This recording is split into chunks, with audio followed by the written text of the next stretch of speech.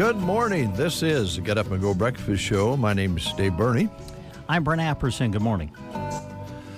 It is 7:31, and it's about 36, 37 degrees right in there.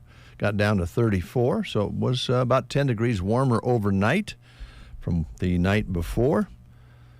Yesterday was simply gorgeous. Beautiful. Beautiful. When the wind doesn't blow, it's beautiful. Yeah. When the wind blows, it's not beautiful. Yeah. And today it's so what's it going to be like for the weekend, Dave? Beautiful or not beautiful? It's going to be not beautiful. I got to be honest. I read the forecast for the weekend. Yikes. Lots of wind and maybe some thunder showers and shower activity, which is okay. That's all right. But I don't know why I have to blow that rain sideways. It'd be nice if it could come straight down. But we don't get to pick the weather. So I think that's one of the reasons we all like to talk about the weather so much, because you can debate it, you can talk about it, you can have your opinion on it, but there's nothing you can really do about it. And for most times, I think you would agree with it, most times we're on the same side when we talk about the weather. Most times. Most times. Yeah. There are people out there who I'm married to one, who likes foggy days, dark days, cloudy days, wet days. That kind of weather some people like. Most of us, I believe, like, about 78 and sunshine, somewhere in there. Maybe lower 80s and sunshine and just a light north breeze to go along with that. And, that's what most people would probably dial up if they could. Yeah. But we can't. And some of the other things that we complain about in this world, we could probably change, but we a lot of times just sit around and have our opinion and gripe about it. Mm-hmm. We do have the opportunity to change things, but we'd prefer to... That'd take work, Dave. What's that? That would take work. I know. It'd take effort. To change things, it'd take effort. Change. Change is a big word. It's a lot easier just sit in your chair and complain. Yeah. So here we go. We're not going to complain too much today. We're happy to have you folks along. And we'll have Custer Public Power in later on, around 8:30 this morning. And we have a few other things we want to tell you about. Got some music lined up for you. And a track meet today. Yeah, yesterday they could have had a track meet, but it was already on the calendar. That's the way track is. Track meet comes along, and then it cools off, and the wind's going to blow. So that makes some of the events a little tougher when the wind blows. You were talking yesterday, I believe, with Aaron from Pearson Physical Therapy about walking against the wind and how much harder it is. Mm-hmm. Well, I know it's been a long time ago that any of us in this room actually ran for any distance, but running against the wind is tough as well. It can be, yeah. Yeah, so I think, I don't know what the wind's I know it's to pick up, but when and how much it'll pick up during the course of the day, I guess we'll find out. So yeah, we will. Doesn't matter what the prediction is. It's how hard it blows when they're having a track meet. It's supposed to be dry, though, so we'll take that. Yeah. For a track, anyway. Yeah, not any real chance of moisture until tomorrow, actually. I'm thinking tomorrow morning we're talking about it. So this is an important day on this Friday. As you know, it's quite evident that there is probably life out in space, probably other forms of life. Did we agree on that the other day? I don't know if we agreed on it, but yes, I know you love to talk aliens. Yeah.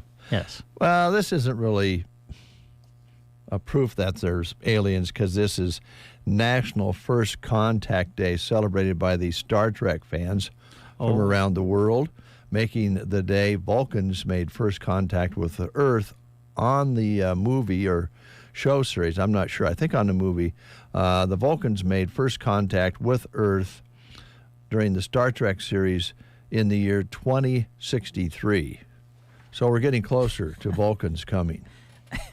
Can you do the Vulcan sign? No. Can you? I can't do it. I can't. You're closer than I am.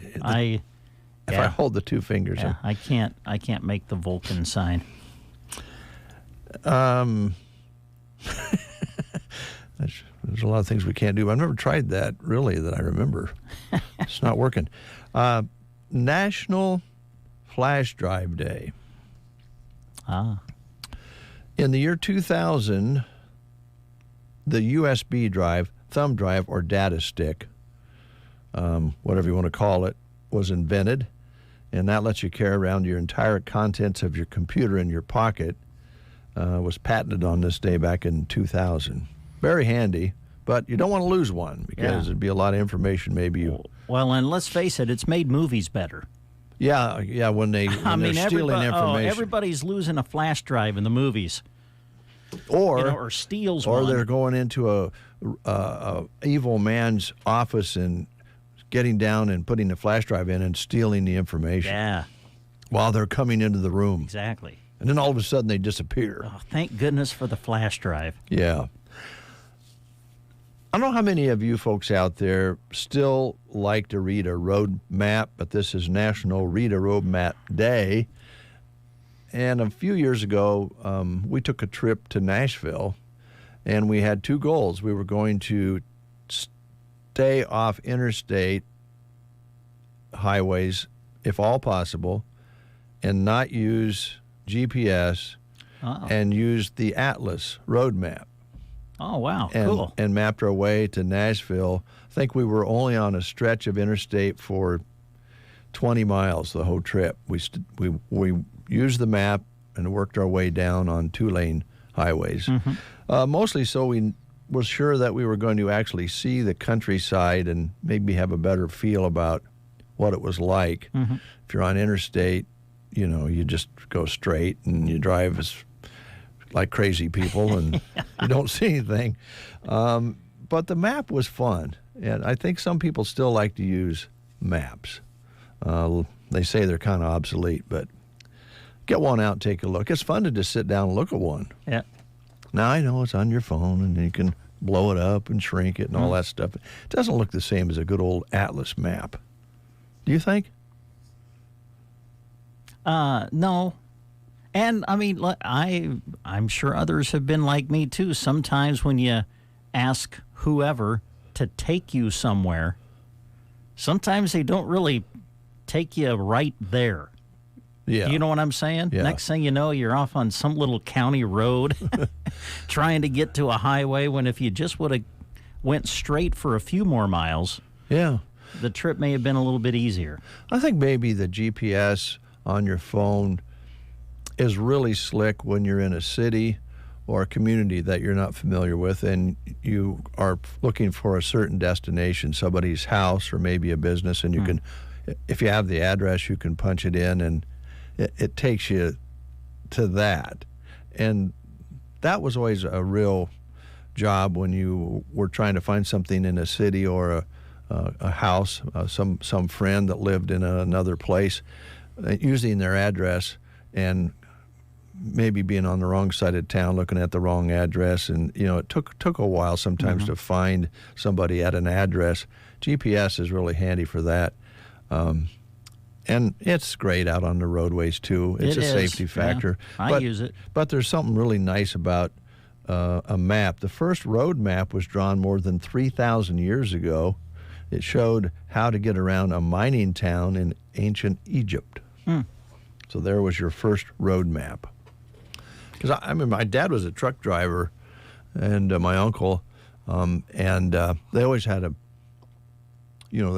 map was like the travel Bible. Oh, sure. They had it rolled up and ready to go, so they could find alternative routes and so forth. It was a necessity, and now, like a lot of things, it's changed. It's not. I didn't like the pressure of being the map reader, though. Well, you could have some good arguments with the road map. Yeah, because if you read the map wrong and took the person who was behind the wheel way off the beaten path, it could get heated. It could. The other thing too is that pressure. Up on a map is north, right? Down is south. Yeah. But if you're turned around with your directions, it can still not work. And my wife's going to kill me for telling this story because she is usually very good. Like I just relied on her. It's like going to the airport, like O'Hare Airport in Chicago. I don't do anything but follow my wife. It's good to have those people. She's good at that sort of thing, and she's good at reading maps and traveling. But one time out in Colorado, she's going to hate me for this, but I kept saying, Joan, we're headed the wrong direction. She said, no, see, right here, we're going the right way, and we'll get there soon. Well, she was turned around, and I kept looking. I'm going, we're heading for the mountains, and we're not going to get past the mountains on this. And she was just totally turned around, and then finally, when we actually, my wife's kind of a stubborn gal. Yeah. We drove right to the base of the mountains before she would kind of admit that we were going the wrong way. So I'm sure a lot of you have stories like that out there. I think everybody has a story of getting turned around. Yeah. Somewhere. I get turned around real easy, and once it happens, getting it straight around back in your head is very difficult. Seattle, when my oldest son lived in Seattle, I didn't know where I was, what direction. And I always, being a small town guy, I go, all right, just think, north side elementary school, south side elementary school. Well, it doesn't really matter if you're turned around. Yes, correct, yeah. Anyway, National Read a Road Map Day. Still a lot of fun for some folks. NCAA Women's Final Four begins tonight? It does. Yep. But last night was awesome. What was last night? Keisei Tominaga. Oh, I heard your story. Was participating in the three-point shootout that they have during Final Four weekend. And did that guy put on a show? Oh, he did. Oh, my goodness. What a showman. He's awesome. He won the whole thing. Did he really? Yes, he did. Yeah. And I'm sure there's other people out there listening who watched it. It was, let's really be honest. Nebraska basketball, we've had just few moments that really get you excited over the years. Let's be honest. But watching him participate in the shootout and then the way he delivered, it was just amazing. The second round, he was going up against a guy from Ohio State, and the guy from Ohio State was knocking him down. And Keisei started out kind of cold, then got hot.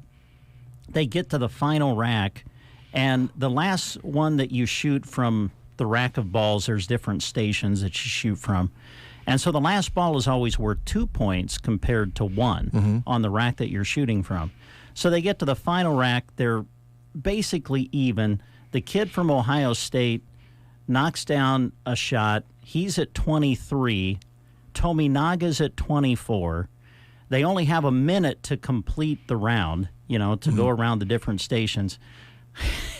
So Tominaga just grabs the second ball, kind of takes a moment, checks the clock, fires it at the buzzer, and knocks it down to advance. He was doing that all night.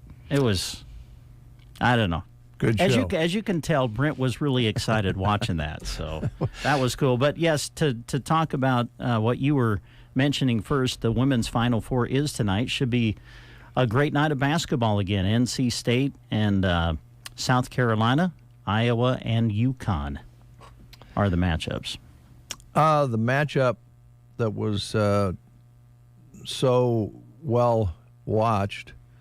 What was the other gal's name that they really build up as the best player?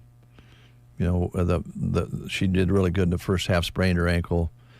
Oh, you talking the Iowa LSU game? Yeah, Iowa LSU. Angel Reese. Angel Reese for LSU. I see where she's decided now she's not going to come back. She's going to go pro. I wonder if they'll meet again in the pro ranks.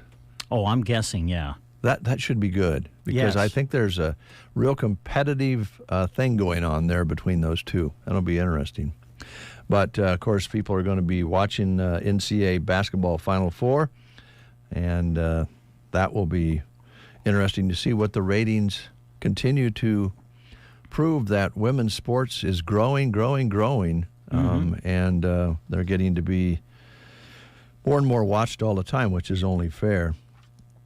I don't know if you'd like to take part in this, but there's the International Pillow Fight that takes place. It's a Pillow Fight Day. I don't like pillow fights. You don't like them? I always get hurt. Wish you get a headache, do you? Yeah, I do. I don't know. I mean, well, it's a pillow. What can it do to you? What kind of wimp am I? But I do. Every time I'm in a pillow fight, somehow I get injured. I hate pillow fights. Had some really good ones in college. Oh, college. Yeah. I tell you what, man. Some of those dudes in college, they can swing a pillow. My gracious. Now, Mom... That gets dangerous. If Mom's listening in Arkansas and Dad, you realize you were paying for your son to go to college and get in pillow fights. Well, now listen, when you have finals and everything, you just need a kind of a stress reliever. And that was kind of the stress reliever was pillow fights. But I always got hurt. I can imagine that. I don't like pillow fights. Nowadays, that you probably would be a concussion protocol with a pillow fight. Yeah. The Guinness World Record for the largest pillow fight was set May 18th, 2018 in Minneapolis, Minnesota. Nearly 7,700 people participated. The Pillow Fight League, by the way, has been operating in bars in Toronto since the early 2000s. It's kind of like professional wrestling with stage personas and tiny costumes. They go all out, and anybody can enter and become a all-star pillow fighter. So they have a league there.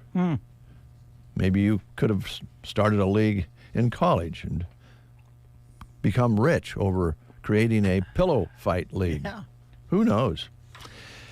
That's tomorrow, by the way, Saturday's International Pillow Fight Day. Not today, so you still have time to set up some competition for the weekend. Yeah, no.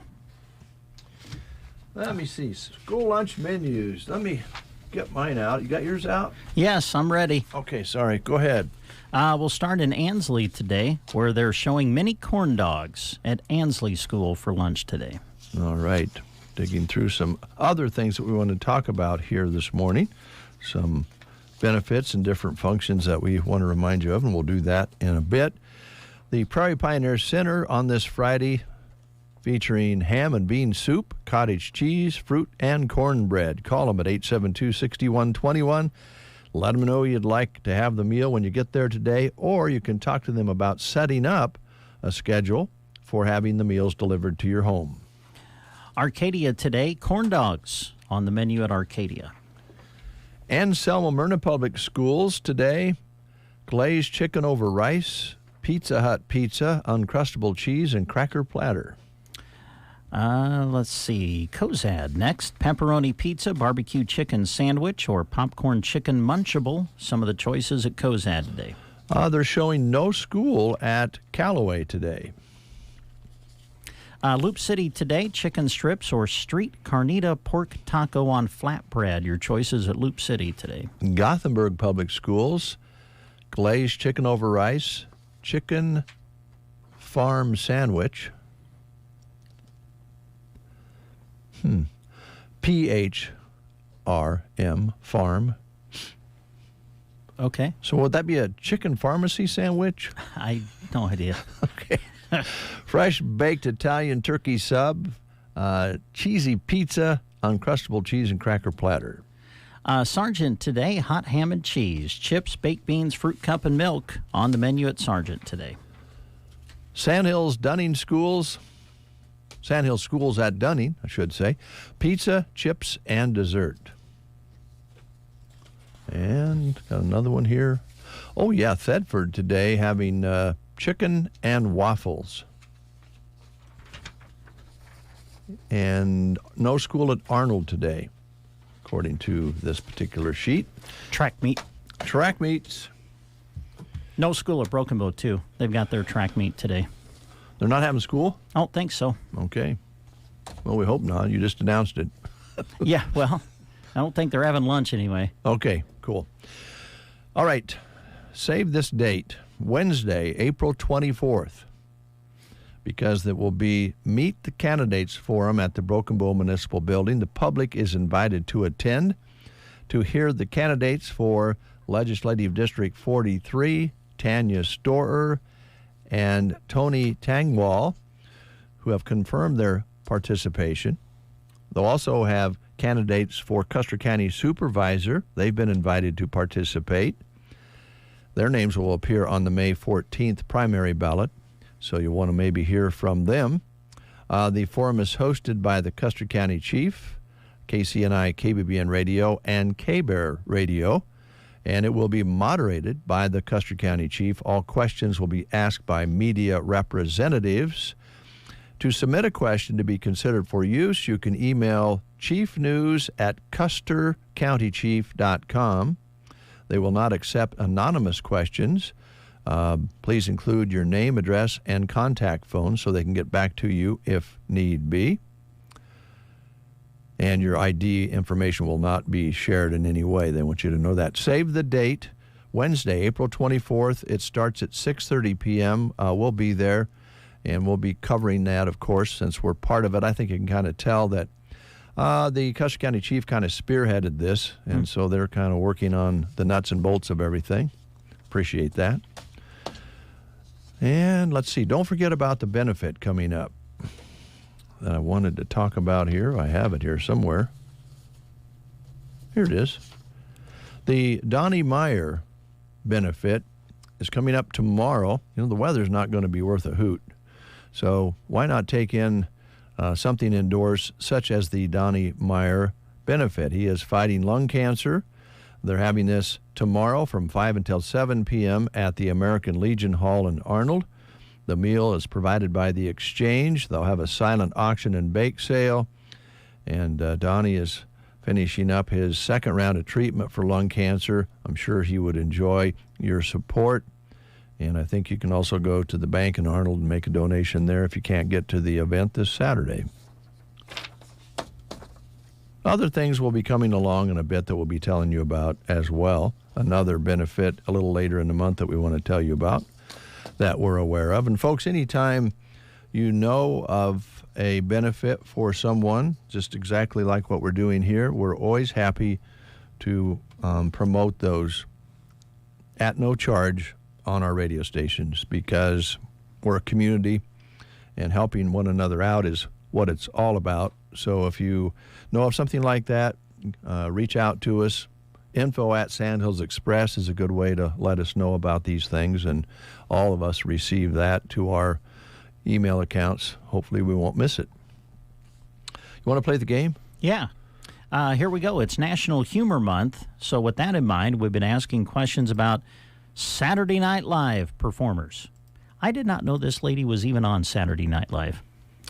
This gorgeous lady was on the show during the 1982 to 85 seasons and later went on to star in the TV series Seinfeld during the 90s.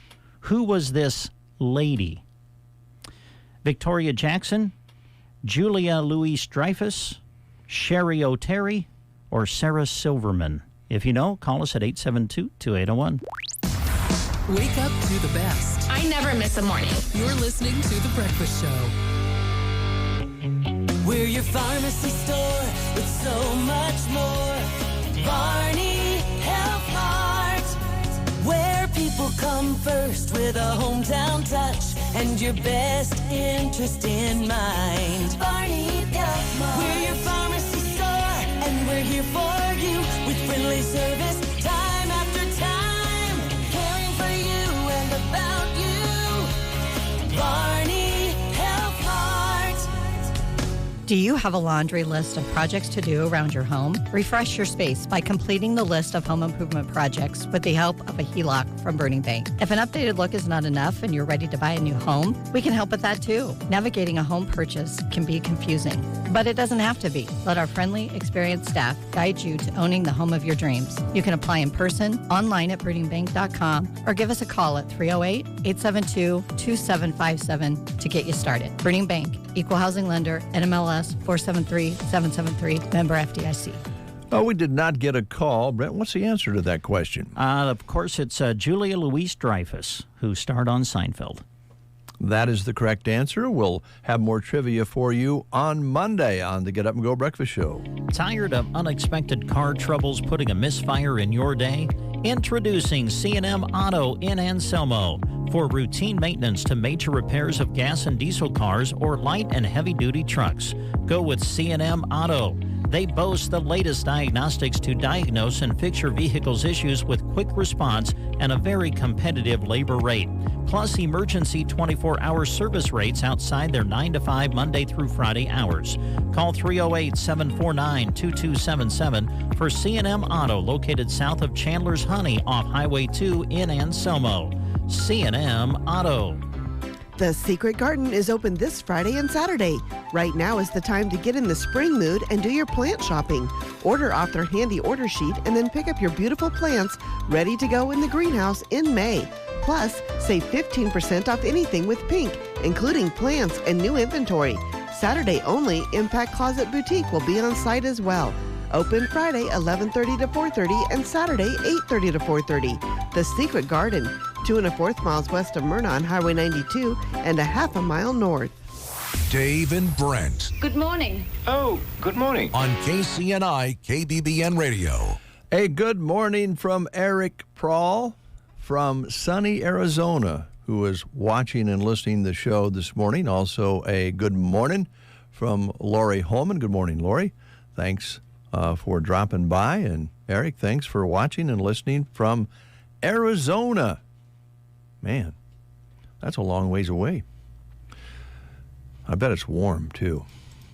Warmer than right now here in central Nebraska. But, as Eric would probably tell you, in July you can't go outside. So you have to depend, it depends on what time of year you're there, I would imagine. So here's the Black Keys. In the summertime.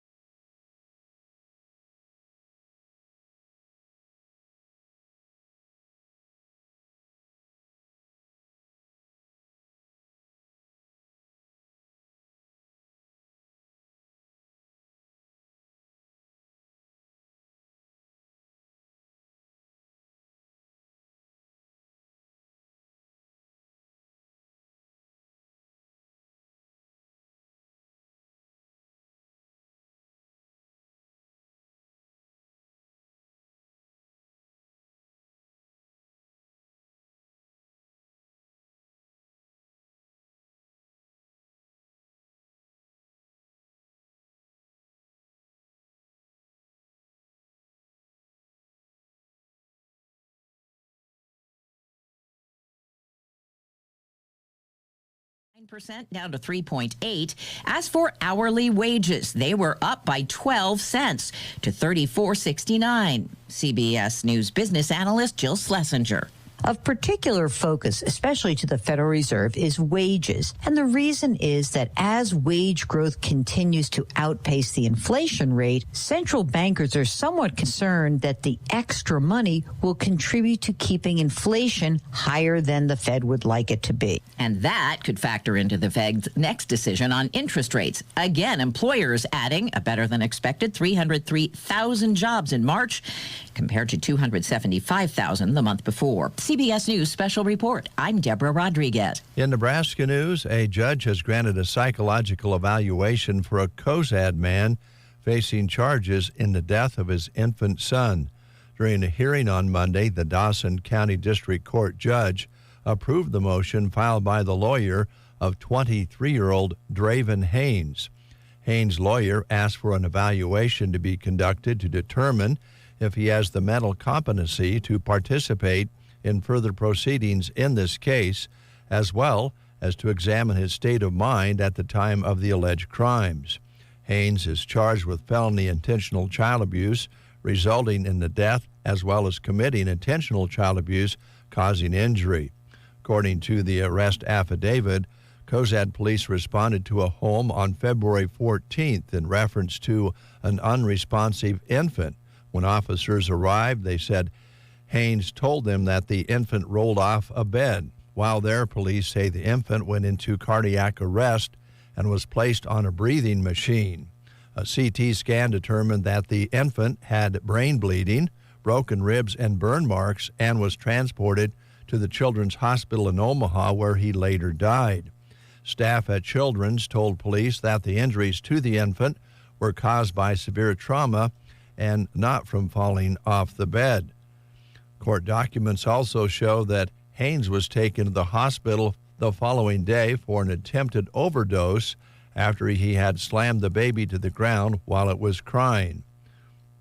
A pretrial and conference hearing for Haynes is set for June 10th at 10:30 a.m. He has pleaded not guilty to the felony charges. As for the baby's mother, Jasmine Hopkins, she is due in court for her arraignment on April 12th at 9:30 a.m. She's facing one felony charge of intentional child abuse with injury. That's Nebraska News. From the Fox Sports Studios in Los Angeles, here's Eddie Garcia. In the NBA, the Clippers rally down 17 points in the first quarter and without their star Kawhi Leonard to knock off the defending NBA champion Nuggets 102-100. Denver star Nikola Jokic did have 36 points, 17 rebounds, and 10 assists, but also missed a three-point attempt at the buzzer that would have won it. And Denver falls a half game back of idle Minnesota for the top record in the Western Conference with that loss. 76ers beat the Heat 109-105. Philadelphia's now 2-0 since the return of star Joel Embiid from injury. He had 29 points. Warriors over the Rockets 133-110. Knicks knock off the Kings 120-109. New York was down 21. They come back to win. Mavericks over the Hawks 109-95. In baseball, the Tigers and Mets split a doubleheader. Detroit took the first game 6-3. They lost the second game 2-1. That was New York's first win and Detroit's first loss. The Marlins are looking for their first win. They're now 0-8 after an 8-5 loss to the Cardinals. Here's your weatherology forecast. I'm meteorologist Jennifer Wojcicki. Sunshine mixed with clouds at times today, with daytime highs approaching 67. Winds out of the southeast 15 to 20 miles per hour. Mainly clear tonight, lows dip down to about 42. Cloudy skies expected tomorrow. Thunderstorms likely. High temperatures reach up to 65. From the Weatherology Weather Center, I'm staff meteorologist Jennifer Wojcicki. When someone asks me, when is the best time to start saving for retirement, my answer is simple. It's today. Hi, I'm Tim McCaslin. And I'm Janet Lawhorn, your local Edward Jones financial advisors. We can help you build a plan for your ideal retirement by identifying your unique goals and help you keep on track to achieve them. The sooner you get started, the better. Call us at 308-872-6849 or visit edwardjones.com to schedule an appointment today. Edward Jones, member SIPC. 8:06, 37 degrees outside. We'll call it partly cloudy right now. Winds are also more out of the west than southwest and light so far. Barometric pressure continues to move around, bouncing around a little bit, back up to 29.99, had been falling. Humidity at 49%. High yesterday, 64. Very, very nice with an overnight low of 34. Sunset today at 8:08. Sunrise tomorrow morning at 7:13. 200s precipitation recorded so far this month. Sounds like we have a good chance of changing that total by Monday. Dave and Brent with you here on the Breakfast Show. As we mentioned, Custer Public Power coming in at 8:30 today. We have some other things we want to tell you about. It is National Bell Bottom Day. Celebration of the pants that make you look as though your ankles are bigger than your waist. Hope you like them because they're coming back. Oh, wow. They kind of come and go over the years. Bell bottoms were a huge fashion in the 60s and 70s and then reemerged as flared pants about 20 years ago. My dad told me about this, they were originally designed for sailors to easily kick them off if they fell overboard. That's why they made bell bottoms, so they could get them off over their boots in the water. Wouldn't want to have the heavy, I don't know what the pirates wore with their bell bottoms, but the U.S. Navy back in World War II, because Dad saved his uniforms, some of them were very heavy. If you had them on, it would be something that would really weight you down in the water. So it was a safety precaution to help them get their pants off in the water, but became a fashion. Now, they had the elephant bells in the 70s, which were huge. No. They were big. And then you wore the little zip-up boots with them, so you looked like a pimp, really, but they were very fashionable. So, you ever wear bell-bottoms? No, never have. I liked them. They were fun, yeah. All right. Music from Redbone on the Get Up and Go Breakfast Show, just for you from us.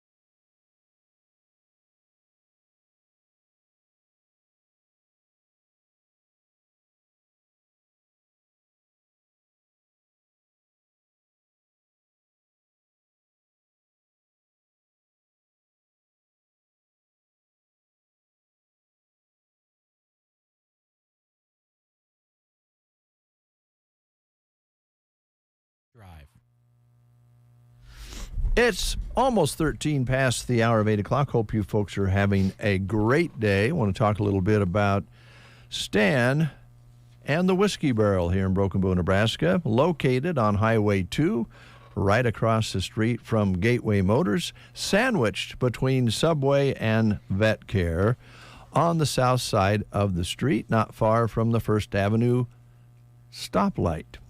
And it's a great place to stop because you're going to find friendly service, fair prices, and just a good place to stop in and have a conversation and look over a wide selection of your favorite adult beverages.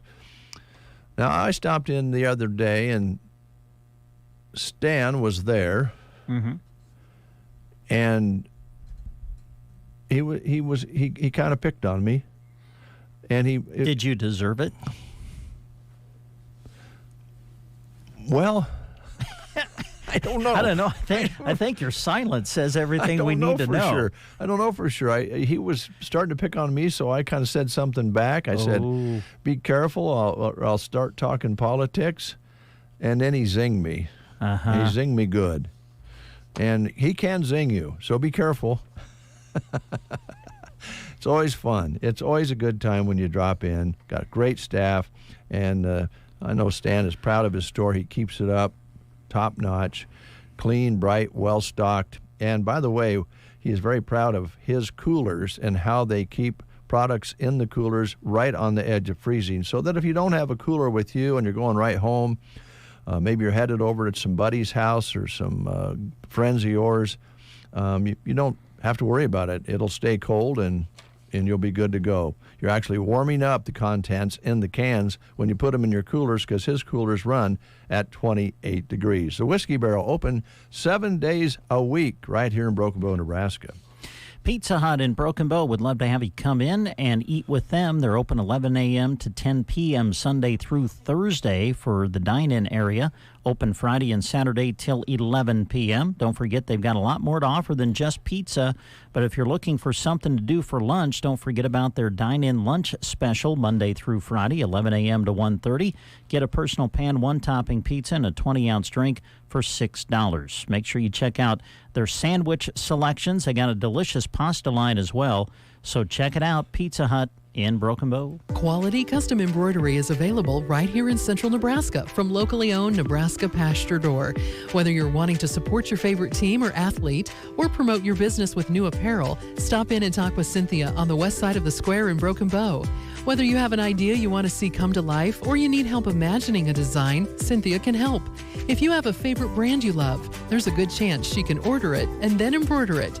Nebraska Pasture Door, embroidery and custom apparel, located in Broken Bow on the square. Are you afraid of falling? Team Physical Therapy can help. 872-5111. Good balance is essential for a healthy, active life. Team Physical Therapy is here to help you stay healthy, improve your balance, and keep you active. 872-5111. Our highly trained physical therapist will design a personalized plan for you to help you improve your stability, decrease risk of falling, and get you back to doing what you love. Don't let that balance issue keep you at home. Or if it does, we can come to you. Call Team Physical Therapy, 872-5111. Don't let a dry spell or a lackluster lawn get you down. Sharon Lawn Care and Sprinkler Repair specializes in both revitalizing lawns and keeping them beautiful. Have them come to your home or business and worry about applying fertilizer with their 5-step program. Then sell the lawnmower and have them cruise by and take care of that too. To keep your lawn happy, ask about sprinkler repair and aeration. Licensed and insured, serving Custer County and beyond. 308-870-0348.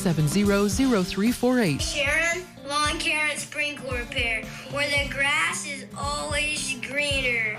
Thanks for starting your day with us. It's gonna be a good day. Every morning. KCNI, KBBN Radio. 8:17, a little note here from Jeannie Rapp, who lived here for many years and now lives outstate. She says, my 13-year-old granddaughter is now wearing my old bell-bottom jeans from high school in the 70s, and she thinks they're great.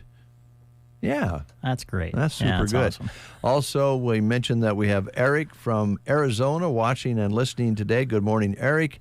And our good friend and regular guy that kind of cheers us up every day, Steve Hornickel over Arcadia Way, wishing us a great weekend. You too, Steve. Casey is here from Mid-Plains Community College. Casey, how you doing? I'm doing good, thank you. You said prom is this weekend here in Broken Bow, correct? Yes, it is. Tomorrow. That seems impossible to those of us who are going about our regular day and then thinking about prom happening. And I know. Yeah. I know. Here it is. Here it is. It just feels like another thing to like check off the list, you know? Yeah. We gotta get this done. It's gonna go. Well, and I guess proms are kind of like track meets. They bring out the bad weather in us. They kind of do. I mean, you know, if you wondered why it's 50-mile-an-hour winds and raining tomorrow, that would be why. Because some girls want to go take the pictures on the golf course. That's all they want. There you go. Yeah. So, well, here we go. They'll do that, but they want to maybe put on a raincoat and a cable tied to a tree maybe or something. I don't know. Man, all that hair, yeah. Oh, yeah, all the time they put into the hair and the dress. And yeah. I'm so excited. Can you tell? It'll be fine. Yes, it will be, and it will be fun, and it always is to watch all the kids get all dressed up and have lots of fun and be safe, of course. But yes, yeah. So here we go. It's prom time. Okay, prom time, and that's always right in the middle of spring, and that means you're right in the middle of all kinds of things at Mid-Plains as well. Yes, we are. We are busy registering students. Been out to yet more schools. It's always just a process. And if, I always want to encourage students and parents, if you would like a little extra time, maybe some one-on-one time, you can always bring your student into my office.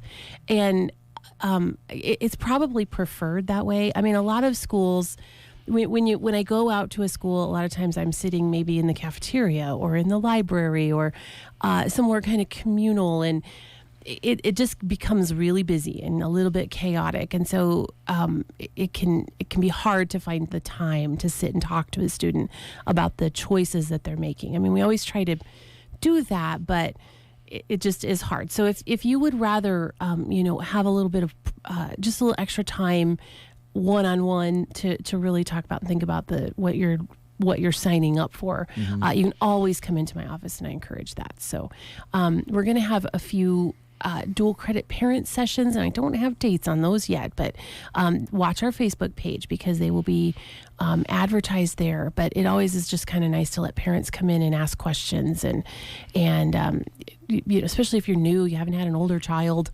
you don't know what's going on here, right. And you just want to know, for sure what your student is choosing to do. But that's kind of going on. The other thing that I want to mention is, if you remember last week, I was talking about our Medicare class. It is really last call for that session. That is scheduled for Monday. Just this coming Monday, a couple days from now at 6 o'clock, there at the college. It's a free Medicare seminar. We need to know, I always mention, when we have a free class, we still need to know who's coming, because I have to let the instructor know who's driving from Kearney if we have enough participants.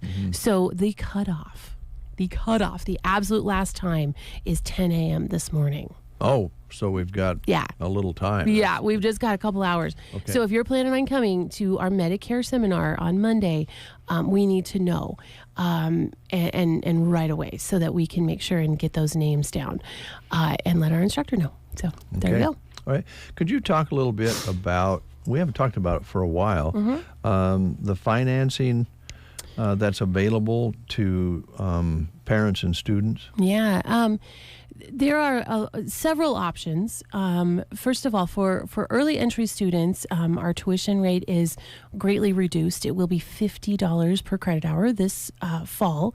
If you're a regular student, it's right around $120 per credit hour. So still a very low rate comparatively speaking. But if you're an early entry student, you really get that extra bonus there. If you are a regular college student, you should have completed your FAFSA by now. And I know that there's been, we've mentioned FAFSA here and there and how it's been a little crazy this spring. It still is. Nothing much has changed there other than it is available. I think I can say that pretty confidently. There was some times when I felt like I was saying it's available. I hope, because it was kind of it was available and then it wasn't, and then it was back, and yeah. So, but as far as I know, for just about every student out there, the FAFSA is available. You should have completed it by now, and if you haven't, you need to get online and do that. And then you'll be getting a package from your college. Now that is what is delayed, is the information from the government is being delayed in being transferred back to colleges so that colleges can put together those financial aid packages. Okay. Now, some colleges have been able to do that and universities have been able to do that. So you may have seen a package already. Probably not. It's just there's a significant delay in the information transfer. And so that's kind of what we're facing right now. As long as students have their part done, that's all you can do right now. And then it's a waiting game to wait and see, what comes back from your college or university.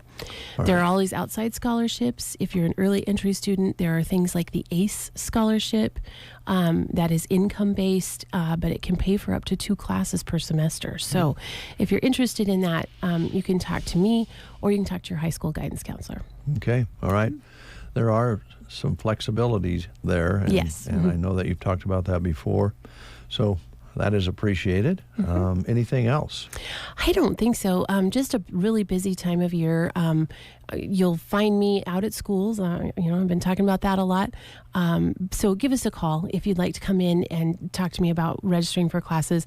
Give us a call first so that, we make sure that I'm not in Sargent or Arnold or somewhere. And if you're a regular student thinking about taking classes, now's the time. So give us a call. Our phone number is 872-5259. 5259. Casey Johnson, Mid-Plains Community College. Thanks, Casey. Thank you. Have a great day. You have a great weekend. I will. We'll be right back.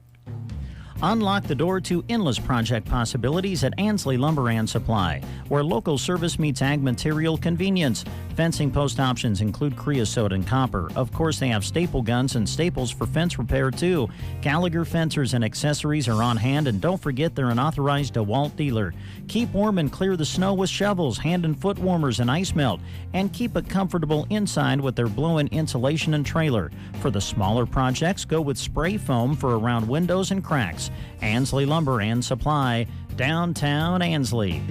The 4-H and FFA programs were that foundation set for me to compete and get better all the time. I was also introduced to topics like entrepreneurship and record keeping. All of those experiences grow lots of possibilities. If you believe in developing the next generation, these programs are developing leaders for our community and our state. Choice gas selection has begun. Call 877-274-5710 by April 24th to make your choice. Constellation is proud to support Nebraska 4-H and FFA. If you are thinking about planting a new lawn or renovating an existing one, start with quality turf seed from AeroSeed. AeroSeed grass seed has high germination, is weed-free, and comes with the expert advice that you don't get at those big box stores. AeroSeed has several different turf varieties and a knowledgeable staff to assist you in choosing the one that will work best for you. To learn more, call or stop in to AeroSeed in Broken Bow or visit aeroseed.com for the dealer nearest you. And action! It's Dave and Brent getting the action started on the Get Up and Go Breakfast Show on KCNI KBBN.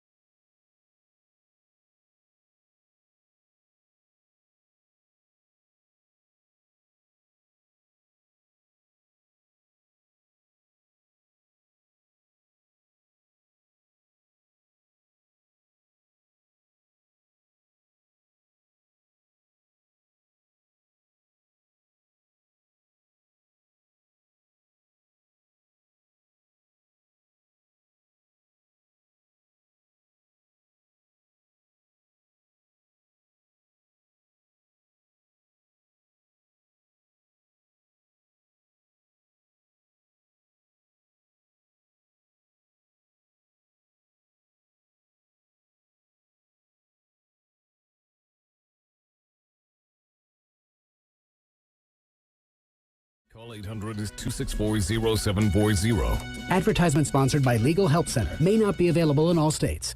It is 8:30. You're listening to The Breakfast Show, and Rick Nelson with Custer Public Power is here. He heads up things there, and it's a good time to talk about. I want you to know I went through a transformation last weekend before April 1st, and I kind of had a talk with the devil. Okay. And decided that I was not going to follow his ways, evil ways anymore. No more evil ways. No. And so I've tried to be good all week. So I want to apologize for what I told you before we went on the air, because that was probably from the devil. That was probably from the devil. I'm not gonna argue that. I'm gonna get back to the good side now.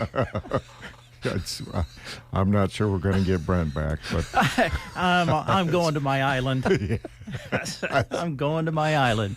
Oh boy, I don't know if you can tell this on Facebook, but he's kind of red. He is red. Yes. A little bit. Well, okay, back to the good side. Is there ever a good side? Yeah, there's a lot of good things going on, and that's what there's a lot of good things. That's what we want to highlight. I agree. I'd like to talk about alternative energy and the evils of fossil fuel. Oh, wow. Wow. Yeah. So you couldn't quite get rid of the devil, could you? I couldn't. I tried, Rick. He just had to put you on the spot right away. Wow. No, I just saw an article this week that I wanted to bring up when you arrived here. Yeah. Because, I know there's this debate. They call it climate change now. They had other terms for it before. And in your opinion, have we accepted that there is climate change? Because for years, all the way back to, I think the article I saw where they were giving Richard Nixon a tour and explaining to him that by, in the future, the temperature of the world, the Earth, is going to rise. And they were projecting that at that time. Were they projecting with Nixon that it was going to rise, or that the next ice age was coming? No, that it was going to rise. We're going to, yeah. So the next ice age that was coming was before Nixon, like right before, or? Well, I don't know. I don't think there was an ice age going on then, was there? I mean, there were. Well, there was predictions of an ice age. There was? Yeah. I didn't know that. I thought they were just predicting a rise in temperature. No. Back in the 60s, actually late 50s, they were predicting an ice age. I did not know that. The article I read didn't. Well, the Europeans just came out of an ice age, and they thought that we were going to go back into an ice age. Now you're confusing me, Rick. Huh. So climate change is confusing. Yeah. Well, it is. It is when you get different articles that you read. Climate change all the time? Well, yes, it does change. But what I'm getting at here, and I see what you're doing. You're confusing me, which is not hard to do. I mean, are we accepting the fact that we have to adjust to rising temperatures? Some of the things that we're doing, certainly solar, wind.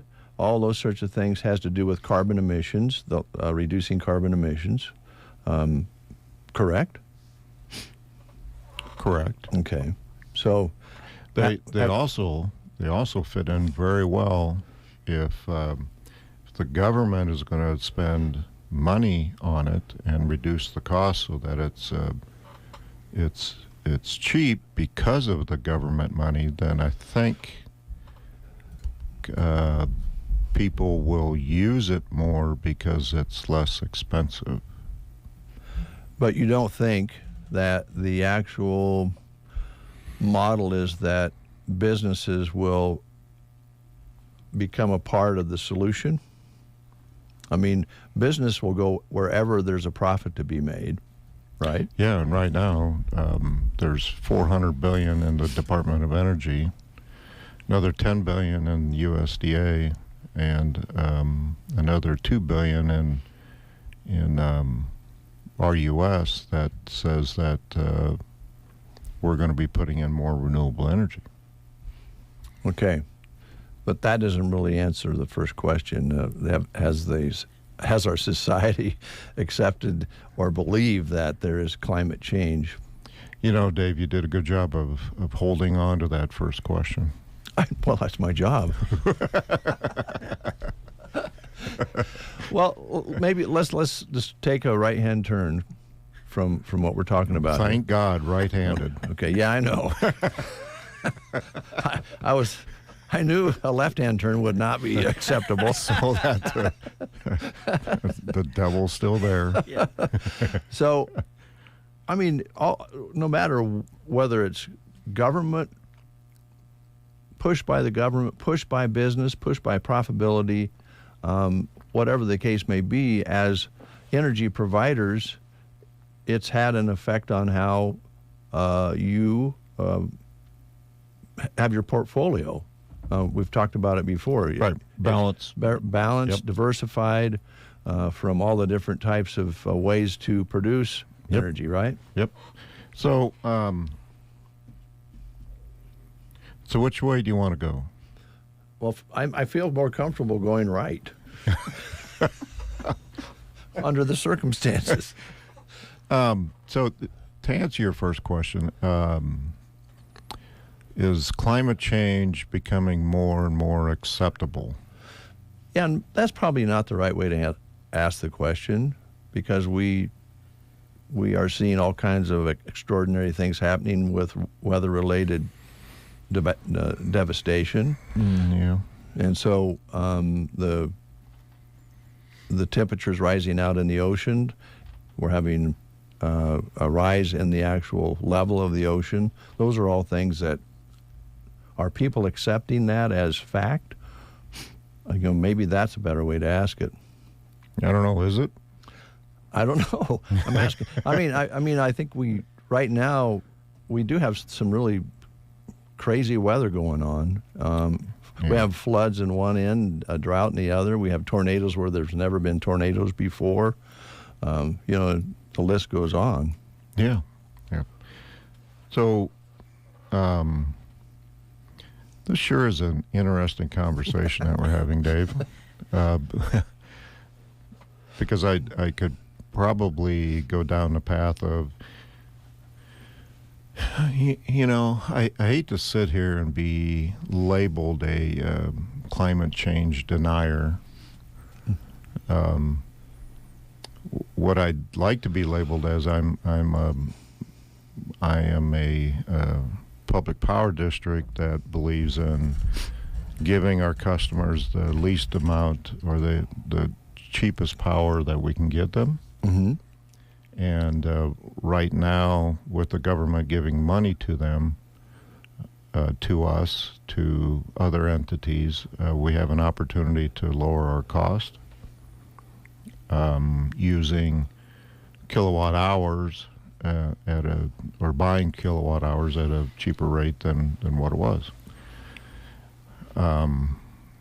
I'll let you on your radio show determine whether climate change is happening or not. To me, it doesn't really matter, because I worry about, in this seat and this position, I worry about electricity. Okay, fair enough. How's that? Fair enough. Good answer. As we've gone, I would also point out that sometimes as humans we have a short memory. Oh, I would agree with that 100%. Right. So then we forget about some of the other disasters that may have been as bad, just not as populated and not as expensive, because the coasts are more populated now than they have been in the past. Is the ocean rising? I have no idea. Is the polar caps melting? Well, if they're over land, then that's a problem. But last I checked, I think they took a submarine, what was it, under the North Pole?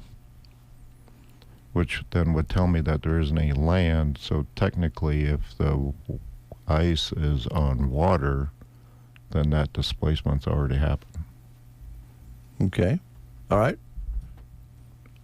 Fair enough. I've got a question for you. This is it about electricity? Yeah, it is. It is actually something that you just said. You talked about in the seat that you sat in.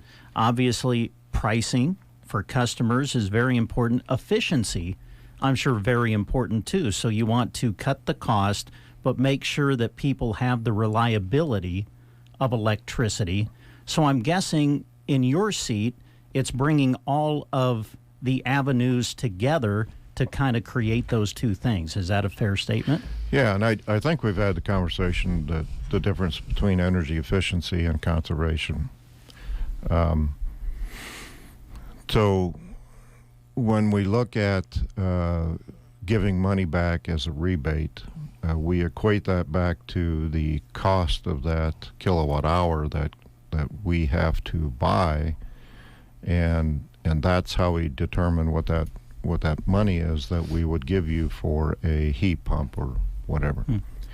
And so that's all part of the equation. So is the if we end up getting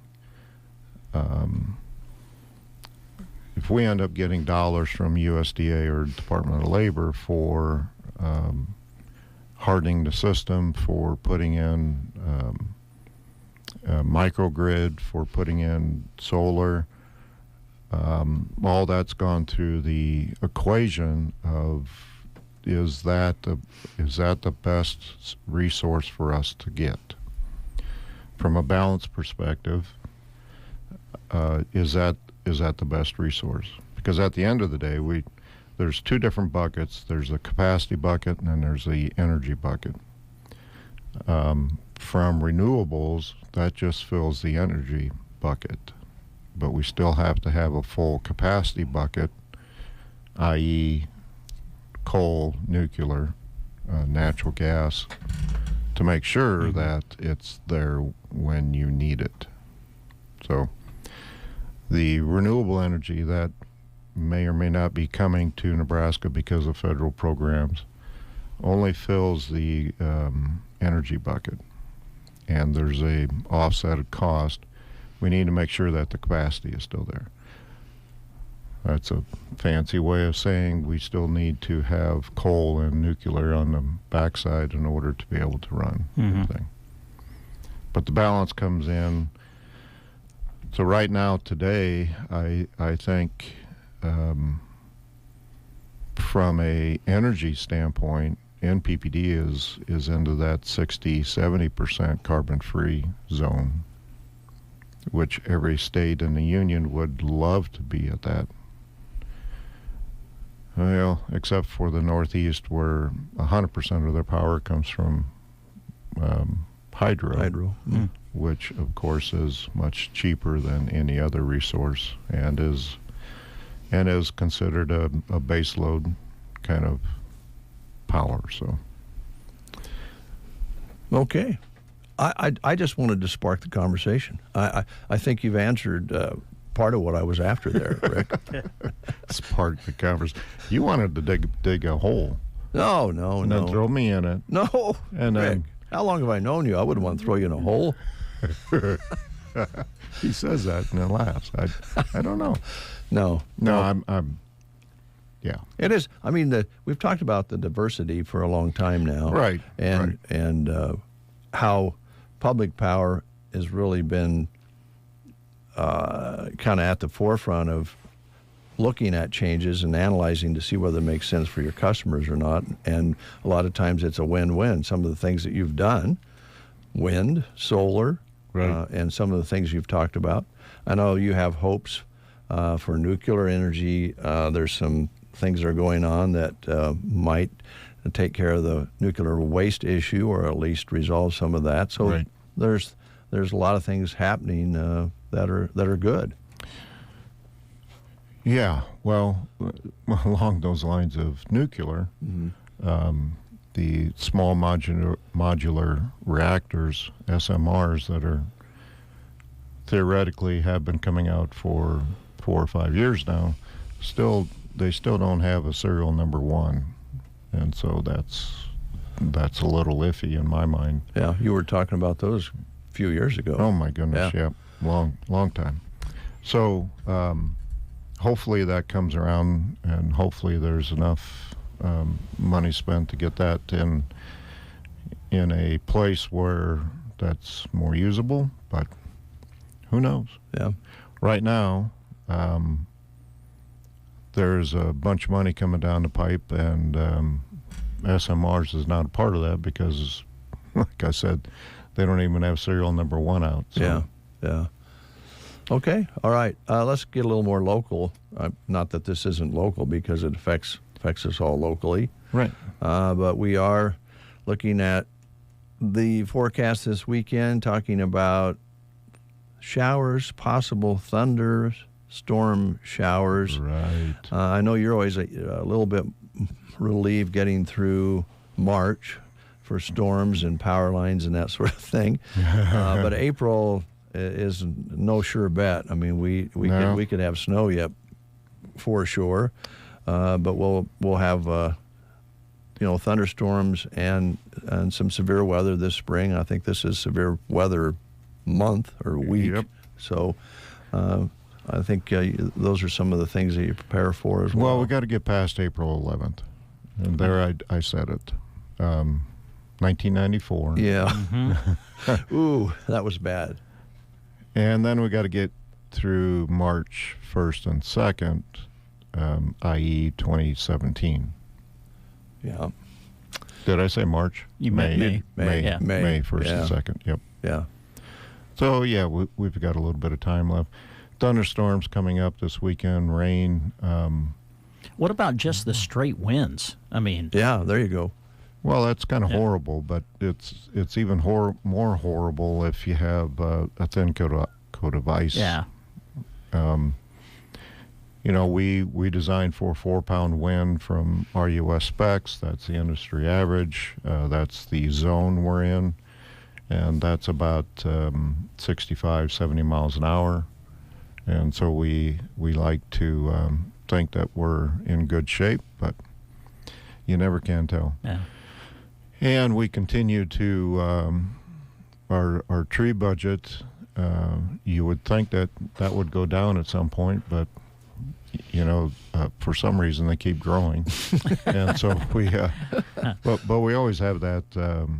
We always have the that concern of trees blowing into the line, and that can happen. Anytime. All right. Yep. Also, the farmers, I just know, are, it's a little early, but they're itching to get into the field. Listen to our ag reports, and in some parts of the country, they're already in. It won't happen here for a little while yet, but it won't be long. Yep. And we a lot of times pay attention to safety for some reason a little more during harvest than planting. But when we see these rigs going down the road or pulling into a field that fold out, and fold out again and fold out again, there's a lot of equipment being moved out there, and I know you want the guys and the gals to be safe out there during planting season. Yeah, and I don't know the technical term, but there's less and less of that last arm that goes out that kind of points them to the middle of the tractor for the next round because of GPS. Yeah. Which is good, because those used to stick in the air and not be a real friend of ours. There's still a lot of things that can happen. Of course, we're too early to put pipe out, thank goodness, way early. But that's another time frame where we get a little nervous. There's always the tractor that decides to make a new entrance into a field where, that entrance, so our U.S. has, I think it's 15.6 to maybe 14.6 to the neutral. and that doesn't cut it when they're pulling underneath of there. So be careful. Stay on the normal entrance to the field. I'd like to think that we have our clearances set for that. But in a fence line, it's only 14.6, so just remember that as you drive through there. That's the minimum. Hopefully we should be that high anyway. But yeah, it's so there are, we warn the guys, and we always talk about this. I'm more worried about going down the road and having something happen, and that's a concern. Yeah. Big equipment heading down the field. We got fertilizer. We got semis turning in and out. So. Yep, they'll be moving some corn out to make room for they're selling corn a lot of times all year long. All year long. Yep. The other thing, pivots, more and more pivots no longer use propane or fuels. They run on electric power. Yep. Is there some things they need to check ahead of time? So yeah, that's a very great point, Dave. So if you're going in to plant a field, which in my mind, I can think of 2 or 3 farmers right now that are probably, if they're not there, they're getting close, and they want to be there. If you need to move a pivot, it'd be great if you could go to that field a day or two ahead of time, check it, make sure the pivot runs, make sure it's energized, make sure it's ready to go, so that when you do show up to that field with the planter, you can just go. Because there's a lot of times where we'll get the phone call of, we need to move the pivot, and this service is out, or this or that or the other thing, and then we have to make a trip out, and we're happy to do that. It would be a whole lot better if it wasn't with the tractor sitting there with the planter, and I can't move the tractor till we move the pivot, and we can't move the pivot till you get here, kind of a deal. Less complicated for sure. And let's face it, once they're getting ready to start putting that seed in, they're going to be a little impatient and want to get going. So, So that's understandable. I totally get it. Just add us to your pre-checklist. There you go. I know they got a million things going on, and they're thinking about this, that, and the other thing, trying to get in the field, seed, fertilizer, the whole 9 yards, and so that's the last thing that they worry about. I just don't want us being that holdup for them getting planting in. So go out and check ahead of time. That saves us both a lot of headache. It won't be long. The cattle will be moved around to pastures and so forth, right. And stock wells will be also something that is on that checklist too, I would think. Absolutely. Again, I got cows in there. I need water. Yeah. It's the same process. So something else that's happening this time of year is controlled burns, and I know there's been a couple, but the weather. I was talking to somebody here a day or so ago, and they're having a hard time. The weather hasn't been right. There's been even today there's still snow piles, in the canyons where they really want that burn to happen. So it hasn't been the ideal conditions, and I know they have a bunch to do yet. Give us a call. Make sure that we know that that's going to happen. When it's going to happen is a big thing, and certainly they got to wait for the right weather conditions, the right wind. Sometimes that changes. We totally get that. But if we need to come out and do something, disconnect the line, reconnect the line, it's better for us, and it fits into our schedule better if that is during regular business hours. Now, come April 15th, for the guys, that'll be 7:30 to 3:30. So that's something to keep in mind. But it's just it saves us and it saves them some money if we can do that. We can do that during regular business hours. Okay. So I know that you'll have projects this summer. You always do for the crews, some improvements, repairs, restoration. I know that you also had some acres that were affected by the fire earlier this year. Right. It covered 7,000 acres, I think it was. Absolutely. Is there some repair left there to do? Nope, we've got all that repaired up. We lost, I think, 6 poles.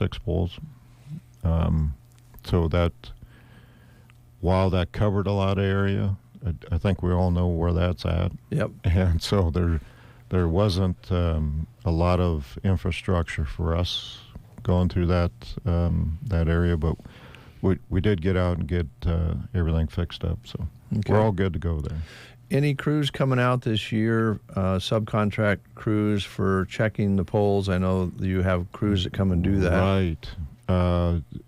Pole testing, and I think we're getting pretty close to those guys coming in. Okay. Off the top of my head, I'm not 100% sure where, but we'll put that in the paper. We'll send letters out.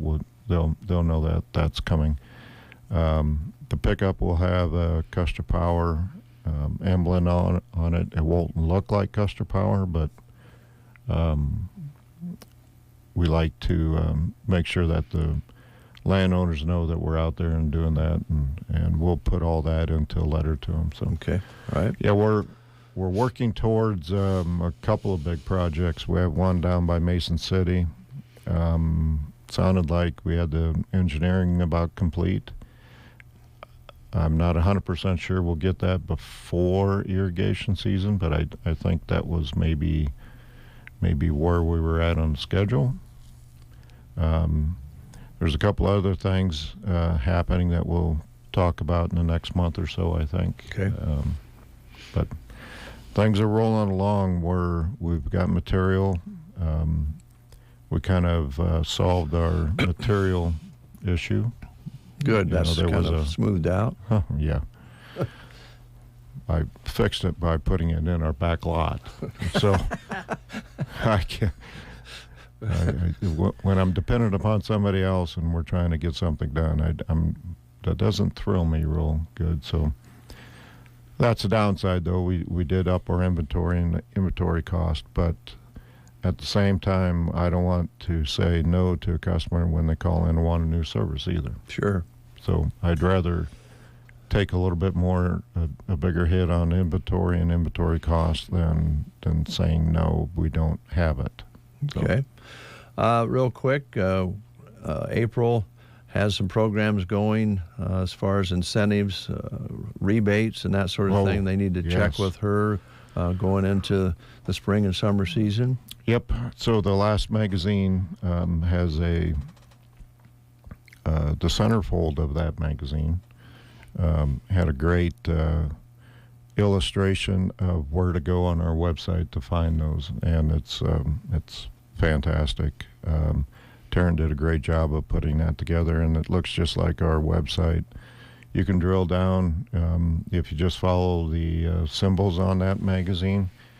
Right in the middle, you can find out what all those are. Okay. They're also in that listed there, but if you go to the website, you can get the details behind it. Lots of stuff. I know they continue to add things to that list. One of the things that I remember is moisture probes, which so there's a rebate for those. To get the details on that, you'd have to call April or go to the website. But that is, I didn't see that one coming. That's fascinating. But it also helps farmers know, when and where they need to water. And so if they have a moisture probe out there, maybe we can run those more efficiently. Okay. That's kind of a good thing, I think. Very good.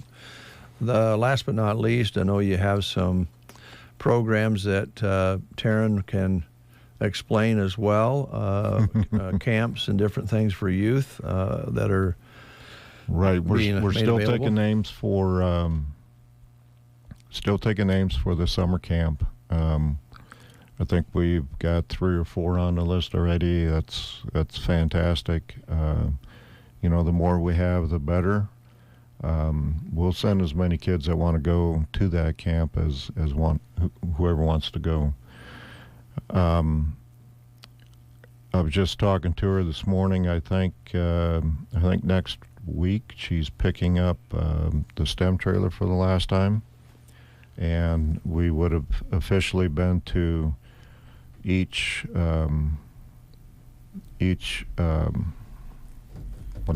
school in our service territory that wanted to have it, and so that's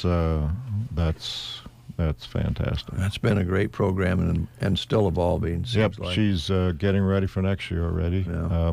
Got some kits sitting in her office. It's her office is kind of full at this point in time, which is kind of weird, but.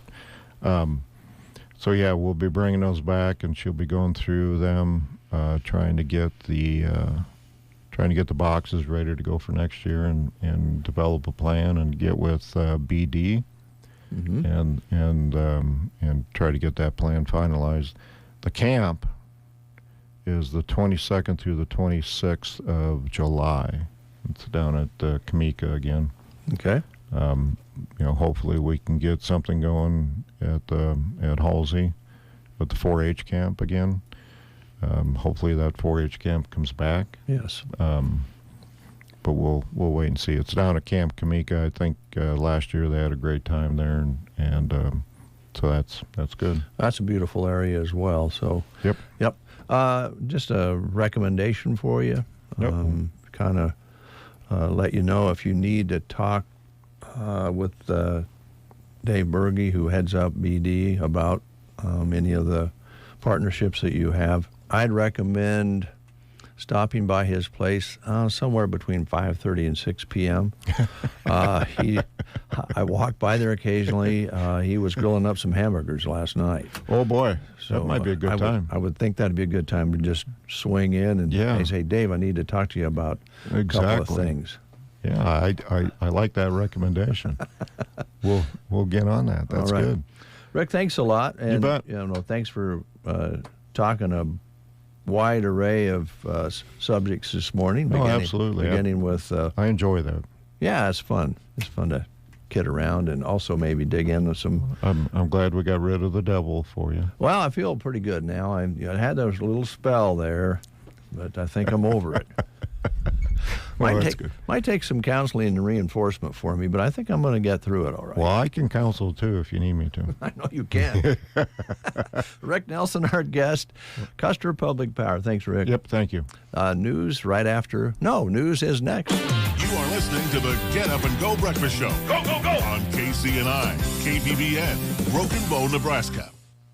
CBS News Brief. 2 Israeli military officers are fired after investigation reveals the airstrike that killed 7 foreign aid workers violated rules. CBS's Robert Berger is in Jerusalem on what the military is saying. They're saying that they didn't deliberately target a humanitarian aid group, that they wouldn't do that this was completely in violation of Army procedures.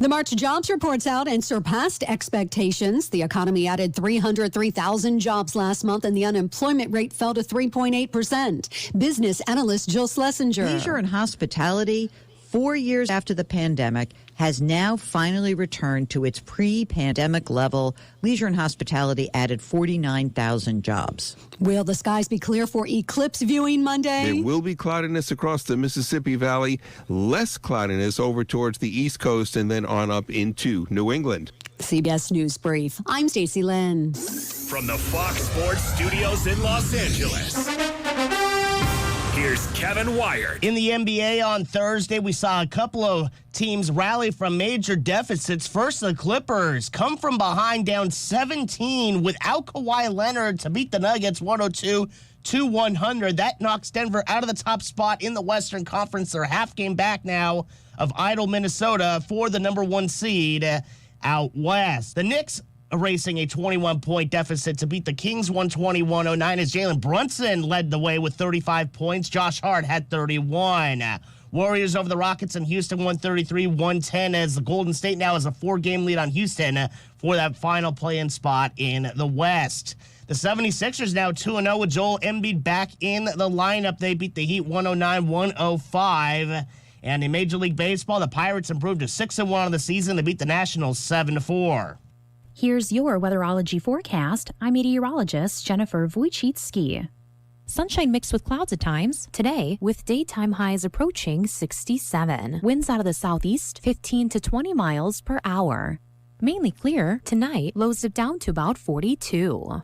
Cloudy skies expected tomorrow. Thunderstorms likely. High temperatures reach up to 65.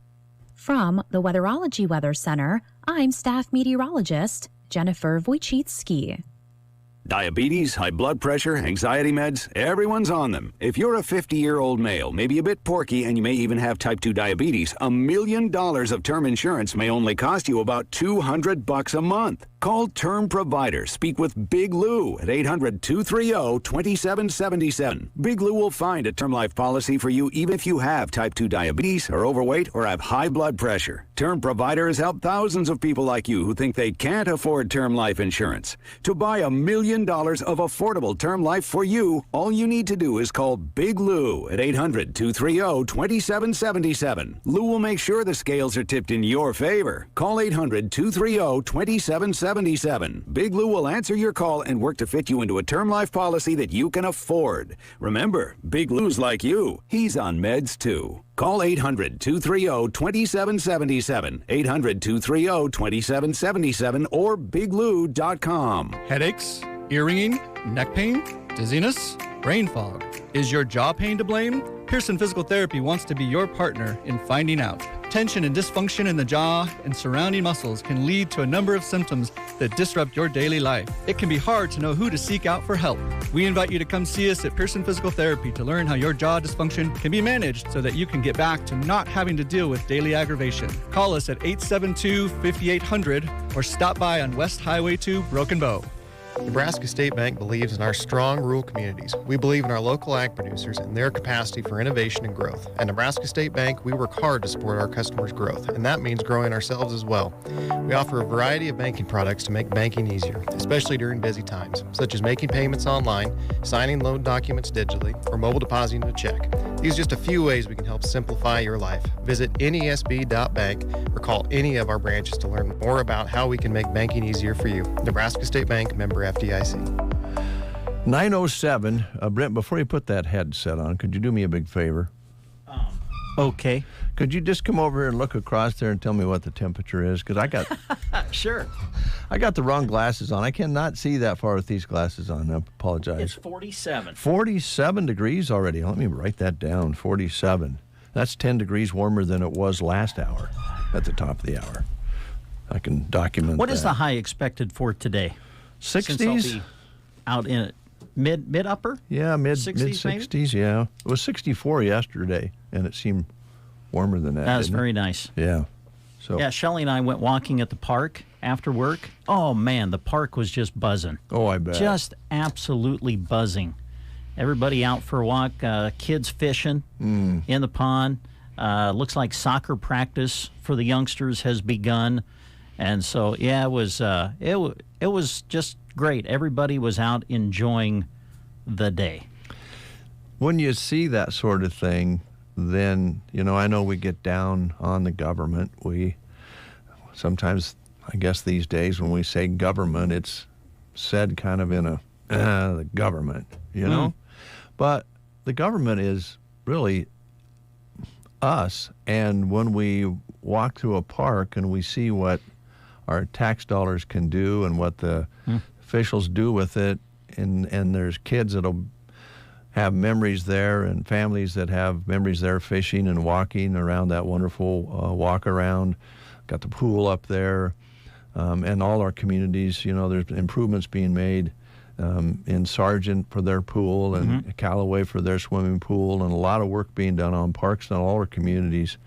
That's really worth the investment. I mean, I think if you're going to spend some tax dollars, parks are something you can actually see and use and enjoy. So yeah, it's fun to see them when they're active like that. I get a real kick too out of the playground equipment down in the square. Oh man! And the kids play there on weekends. That area has become so popular, hasn't it? Yeah. Yeah. And if you go to your communities, all your area communities around here within our listening area, they've all made improvements in their parks with safe playground equipment and things that are going on. Jeremy and I went down to Gothenburg earlier this week to pick up some equipment, and then Jeremy did the wonderful story on the Franzen family who have opened an Ace Hardware down there. That story's on Sandals Express right now, by the way, and on the radio. And Joe and Liz and the kids, congratulations. But boy, Gothenburg, they like their parks. They have wonderful parks and set the bar pretty high for communities their size. And I think a lot of those communities, Cozad's making improvements, and of course Cozad has the Pony Express history there, and just a lot of different things in different communities, but they all shine in certain areas. And parks are, I agree with you, they're pretty cool when you see them getting used. Yes, absolutely. No doubt about it. Also, we learn here in central Nebraska that we're always ready to help one another, and we have another request for you. We have another benefit coming up. This is later on this month, April 21st. That's on a Sunday, and this is for Hannah and Jeff Selko and their daughter, Kendra, who has been diagnosed with bone cancer. And family and friends are having a fundraiser to help with the expenses. The Selco Medical Fund is set up at the First National Bank in Sargent. And then during the gathering on Sunday, April 21st from 2 until 4 p.m., they'll be having a dessert bar and silent auction. They've got raffles going on, and you can make donations at that Selco Medical Fund. And the event is being held at the Palladium in Sargent on April 21st. And so we can help out those folks as well. And again, we mentioned tomorrow is the Donnie Meyer benefit in Arnold at the American Legion Hall from 5 until 7 p.m. Earlier in the show, Dave was talking about the NCAA women's basketball tournament in the Final Four tonight. And then tomorrow, the men's Final Four will take place. Well, during all of this March Madness, Dairy Queen in Broken Bow has kind of gotten into the madness, too. They have created the Summer Blizzard Challenge, and so they put together a bracket matching up Blizzard flavors against each other. And as we have played out the bracket here the past week or so, ladies and gentlemen, we're now down to the Final Four in the Summer Blizzard Challenge at Dairy Queen in Broken Bow. Now, yesterday's matchup was Cookie Dough versus M&M. I don't think you've seen the result. What would your guess be? Who do you think won that matchup, Cookie Dough or M&M? I'm gonna go with Cookie Dough. You're right. Yes, Cookie Dough defeated M&M, so they move out to the Final Four, and they will take on the Peach Cobbler Blizzard. Now that'll be on April 6th, so that'll be tomorrow. Okay. That's the matchup tomorrow. Now today, in the Final Four, this will be fun to see how this plays out. Peanut Butter Cup, Reese's Peanut Butter Cup against Oreo. Ooh. So that's your matchup today, and here's how you vote, folks. You can go to Dairy Queen in Broken Bow. You can purchase one of those Blizzards, Reese's Peanut Butter Cup or Oreo, and by purchasing, that flavor earns 2 points in the tournament. Now, you can also go to the Dairy Queen Facebook page and vote as well to help your favorite flavor move forward. So Peanut Butter Cup versus Oreo today. Tomorrow, Peach Cobbler versus Cookie Dough. The winners advance to the final, which will be Sunday, April 7th. Okay? April 7th. So a lot happening this weekend. Yeah, it's going to... And then when we find out what the winning flavor is, on Monday, April 8th, Dairy Queen in Broken Bow will be doing a free mini Blizzard giveaway from 2 until 4 on Monday, April 8th of the winning flavor. So there you go. Get involved. Vote in the Summer Blizzard Challenge happening now at Dairy Queen in Broken Bow. 1, 2, 3, 4. 1, 2, 3, 4.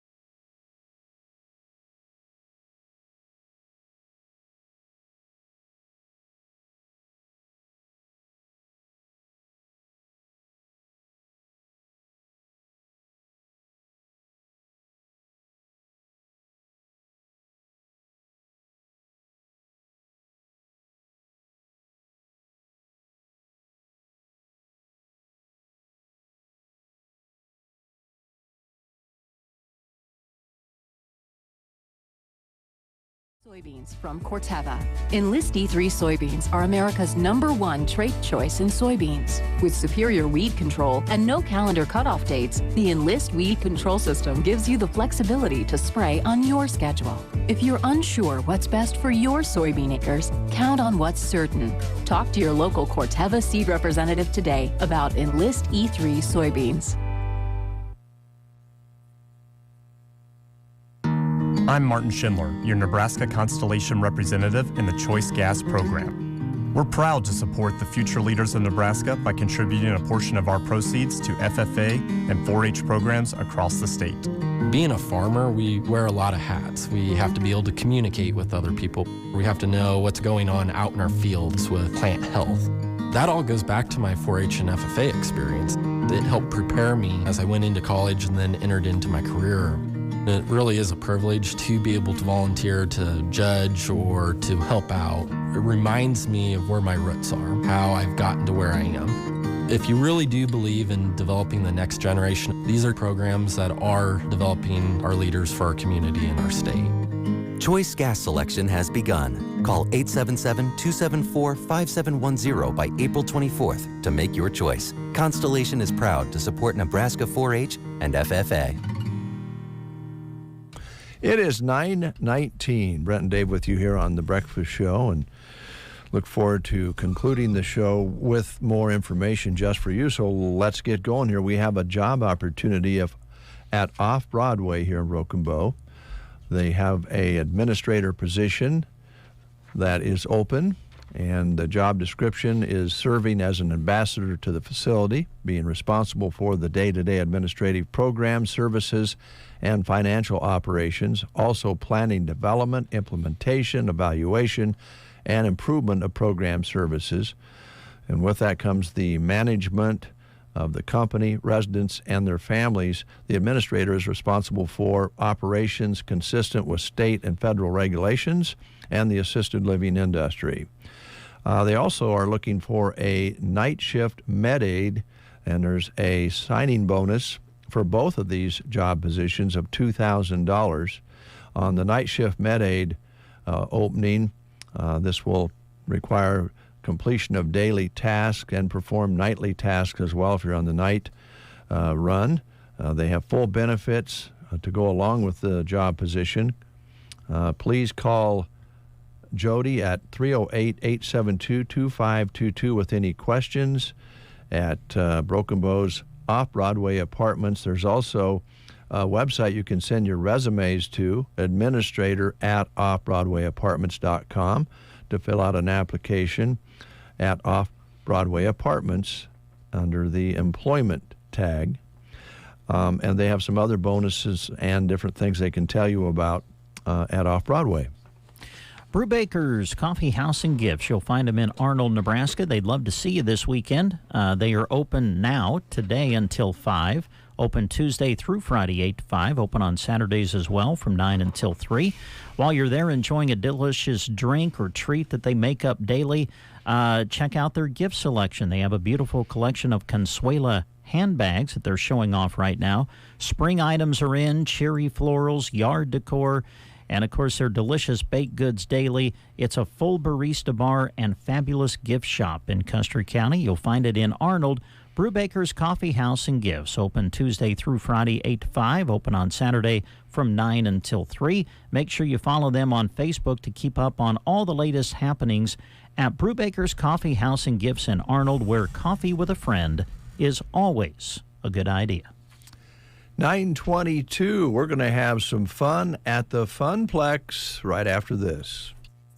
Have you ever asked a farmer if they talk to their fields? Promise me you'll grow nice and tall. You got that? No, you were corn in 2013, not 2014. Hope you were thirsty. You think Cheryl's still mad at me? After all that talking, sometimes it's time to listen. Your field has a voice, and John Deere Operations Center helps you hear it. Unlock every acre's full potential by using both agronomic and economic data. Visit johndeere.com/operations center and unlock your operation. They run errands and equipment. They bring parts and dinner. They drive the combine and the kids to school. They feed livestock.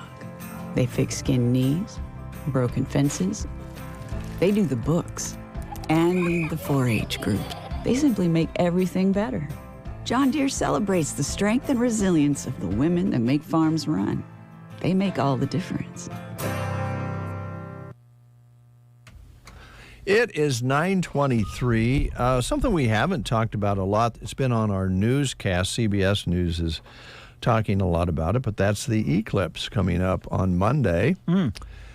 This time around, it won't be that visible here as it was the last time, but there are other areas of the country that are going to be having the full view if cloud cover doesn't ruin that. They're saying in the deep south it might not turn out so good because they're expecting some heavy cloud cover in the deep south in the areas where they can see it. But Niagara Falls has declared a state of emergency for the eclipse. So many people are expected to pack into Niagara Falls for the eclipse. The city has declared a state of emergency, so they're expecting thousands and thousands of people. And also, the Yankees are delaying Monday's game to wait out the eclipse. So they're not going to start until that has fascinated everybody. So the eclipse is coming. How much we'll see? Not very much, but other parts of the country certainly will. And there's a long band across the country where they say travel will be crazy, and plane flights are already a problem because of everybody wanting to get to certain areas in the country to see the eclipse. Hey, I want to let you know about Tumbleweed Cafe in Broken Bow. They are open and ready to serve you. They want to remind you about the special things they got going on. Of course, they started their express meals for the lunchtime a while back. Still doing that through their drive-thru. You can take advantage from 11 a.m. until 2 p.m. You can drive through, grab a hamburger quick, a cheeseburger, bacon cheeseburger, chicken sandwich, or chicken strips and fries. That's on their express meal menu. Now, you can still call ahead for other orders and pick up in the drive-thru, but they are now offering their express meals. You can get them from 11 until 2 Monday through Friday. Also Monday to Friday, they're ready to get your day started off right with a delicious breakfast that you can pick up and go with. Each Monday through Friday, 6 to 11 a.m., you'll find delicious breakfast items like burritos, sandwiches, cinnamon rolls, biscuits and gravy, and more. And, of course, after their dine-in hours, their dine-in now opens 6 a.m. to 4 p.m. daily, but after that, they'll stay open until 6. So between 4 and 6, you can go to their drive-thru and pick up some ready-made casseroles that you can take home and pop in the oven or keep in the freezer and save them for when you need them. It's a great opportunity to do that, especially going into the weekend. So check it out, Tumbleweed Cafe, always ready to welcome you in and serve you here in Broken Bow, Nebraska.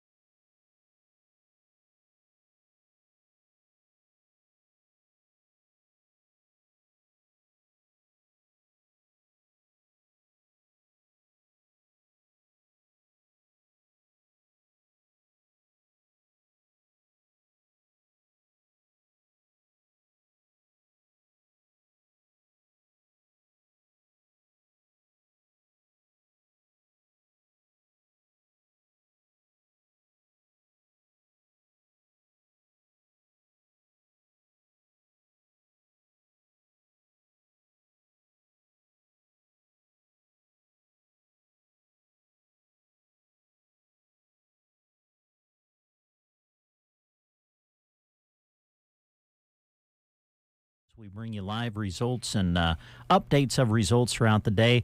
We'll do hourly reports that you can hear on KBBN 95.3 FM and KBBN.com. Probably start those in the 11 o'clock hour for you this morning. And also a lot of other things going on, too. South Loop hosting their boys golf invite today as well with a lot of area competitors. I think Broken Bow boys golf team goes to Kearney to Meadowlark Hills, so best of luck to them. And Broken Bow will be hosting their big annual track and field invite today as well at Mark Russell Field. So a lot of area competition going on today. All right. Last but not least, Deb Gaston dropped in a note. Where can we get Eclipse glasses? Deb, I can't answer that. I don't know for sure. Here locally. Yeah, I don't. You know, why didn't we save ours? Yeah, from when we got the enjoyment of witnessing that event here in our area a few years ago. Yeah, the full eclipse, we had to have them, but